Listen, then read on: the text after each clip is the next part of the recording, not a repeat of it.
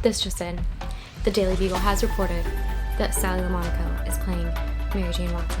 Hey guys, welcome back to my channel.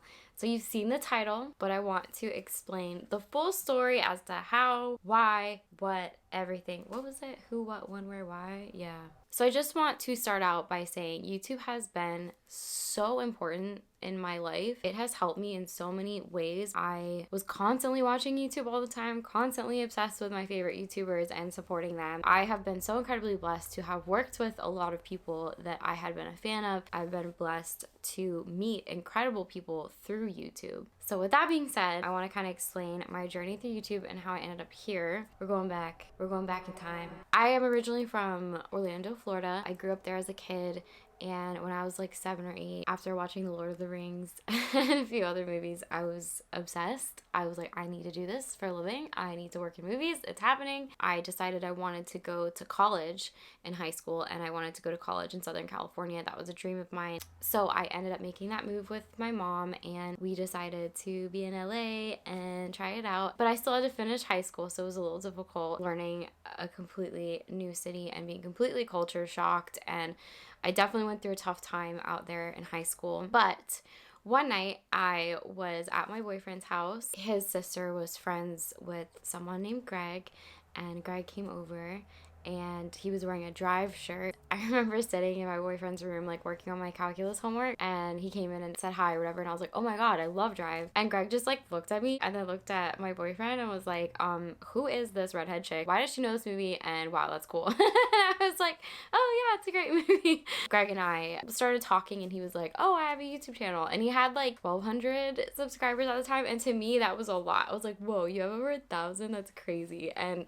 I told him how I had always wanted to do YouTube because I had just been obsessed with YouTube for so long, and I also love movies. And he's like, well, I have a movie YouTube channel. I was like, no way, how cool. So I ended up having to be homeschooled like the last year of high school. I was doing videos with Greg and John, and I felt like that was kind of my like high school extracurricular activity. It was honestly probably one of the most fun periods of my life. Greg and I would do like comedy sketches. He's now at over 1 million subscribers. I'm such a fan. So now moving into Spider-Man. I remember we covered videos debating who was going to be the next Spider-Man. I remember being really upset that Raimi didn't get a 4th Spider-Man movie. I was so mad about it that when the Andrew Garfield movie came out, just The Amazing Spider-Man, I like didn't go see it in theaters because I was just so upset. But then when the second one was gonna come out, I remember getting really passionate about it because everyone was kind of debating who was gonna play Mary Jane, right?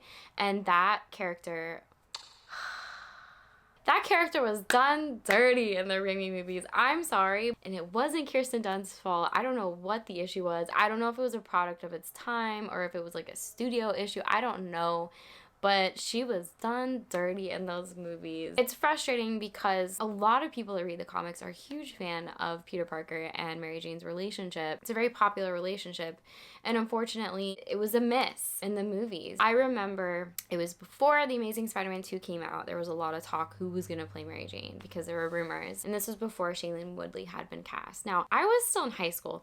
I had 0 acting credits under my belt, and one of the fans of The Real Rejects had made a petition online to have me play Mary Jane Watson in The Amazing Spider-Man 2, which I was so flattered by, but I didn't think anything of it because I was like, oh, like of course, like I had red hair at the time, people knew I loved Spider-Man. I knew there was no way I'd even get an audition for it. I was not a name. I was still in high school. I had a gap in my teeth. I like wasn't even in the actors union yet. There was no way, right? But I just was so flattered that it had picked up a lot of traction on the channel. I just promised the people that had signed the petition that I would make my own short film playing Mary Jane Watson, give the people what they want, you know what I mean? A lot of people were waiting on me to do it. I even ended up being on a big YouTube channel at the time. It was a channel called Seven Webheads, and he was so obsessed with the Andrew Garfield Spider-Man, and I grew to love him as well. It just took me a while. I love you, Toby. He ended up having me on the channel to like promote the petition or talk about it, and I was just like, I don't know what's going on. Also watching that video, so cringy. All the comments were really positive, and then there was like one comment that was like, when she said face the tiger, you just hit the jackpot, I cringed, and I was like, okay, same. Like I'm little baby Sally, be nice. So that got a lot of views and I was like, what is happening? I didn't know what was happening, but it was really cool. Ever since then, like I'll get DMs and comments calling me Mary Jane, and that's kind of the backstory as to like how this, why, yeah, that's the why. Fast forward, I ended up having to really focus on college, and honestly, I had no idea how to even make a short film, so I ended up going to film school. I got a degree in multimedia production. It actually took me a while because Los Angeles is very expensive, so I had to take a lot of breaks in between to work and auditioning and other acting ventures that I had. I did end up getting into SAG-AFTRA, which is the actors union, so I was crossing off a lot of big goals of mine as an actor while also juggling being a full-time student in college, and I got really burnt out really quickly, and that's why I stopped posting videos. I'd kind of stepped away from it, but I never forgot. I was so excited to see Spider-Man No Way Home, and I had gone 2 years of the pandemic not getting COVID, and then the week Spider-Man No Way Home was coming out, I got COVID. I was so upset. I was so upset that I missed opening weekend of No Way Home. Like, I was crying. It was a mess. I was a mess, okay? I had really bad bronchitis in LA that lasted months, and it caused some like lung issues. Ever since then, like my lungs haven't really been the same. And then when I got COVID, I had a few scary nights where I was wheezing really bad, chest was burning, couldn't breathe very well. I panicked. At the time, I was like, oh my God, I'm gonna die. But obviously looking back, like, no, I wasn't gonna die. But like, it was scary. And I remember once I got better, I had like a come to Jesus moment where I was like, life is so fragile and we never know. And what is one thing I want to do? If I could do anything right now, what is the one thing I want to do? And I was like, I never got to make that short film. I was like, you know what? I'm going to do it. I'm going to write a short film where Mary Jane Watson is the main character. It's going to be from her perspective. And I spent 6 months writing the script. So I had made the decision in December when I had gotten COVID. And then I went and saw Spider-Man No Way Home.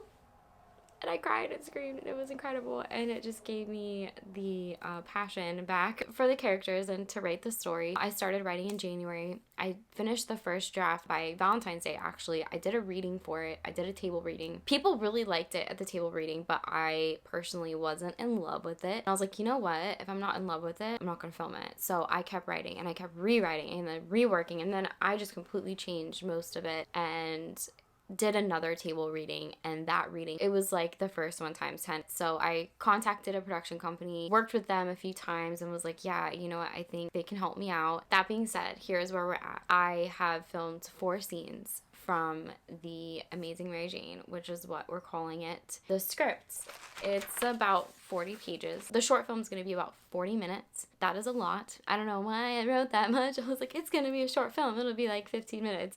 It was a lot of money. I tried to do it all on my own, and I realized I couldn't. That's where you guys come in. I edited together a teaser trailer for this project. Like I said, we've shot 4 scenes. Financially, that was all I could afford to film by myself. I really want to shoot the whole short film. That would be the goal, because then I could submit it to a film festival that I really want to submit it to as a full short. So ideally, guys, I would love to reach the goal on the Indiegogo campaign so that we can shoot the whole thing, because there's like this really cool sequence I want to shoot, but it would be a very expensive day. That would be my dream. I do want to talk about the characters. So obviously Mary Jane is going to be played by me. She's going to be the lead. It is from her perspective. I did cast Peter Parker. His name is Garrett Ross. He's amazing. He was such a gentleman, and he was so nice enough to take time out of his busy schedule to fly out to New York and film these scenes with us, and I'm very grateful that he was down, because he's such a great Peter Parker. So I feel like you guys are gonna love him. The villains. Okay, let me talk about the villain, because the 2 villains that will be featured in the short film have not been in any live action Spider-Man movies. I am not gonna say, so you guys can speculate in the comments if you want. It is such a cool Mary Jane story. You have no idea. You'll see a whole other side of her you've never seen before in the movies, and you will see a side of her and Peter's relationship that I think didn't get shown enough. And who knows? Maybe you'll see a familiar face. I don't know. Do you know? I don't. Obviously, the short film will be premiering on YouTube, but I'm really, really, really proud of what we've shot so far. I looked through all the footage and was just pinching myself, and I could not believe that we had done it. I mean, it's crazy to think about. It's been a year since I like made the decision to do this, and now we have a teaser trailer. I'm just proud that we even did that. If you have a goal, don't be afraid to ask for help, and don't be afraid to put yourself out there and do it afraid. That has been my motto. Do it afraid. The Indiegogo campaign will be in the link in that bio. Please donate literally $1 if you can, like anything. $1 can buy toilet paper on set. I don't know. Can I also just say Spider-Man fans are freaking dope. The Spider-Man fan community is insane. I don't know. I just love the Spider-Man fan base. You guys are dope. So I'm really excited. I love you guys. Thanks for the support and for watching. And face the tiger. You just hit the jackpot. You know what? I don't think I know how to wink. I like winked and like I tried to do it in a photo shoot, and the photographer was like laughing really hard and won't let me live it down. So that, I don't know. I just need to stop.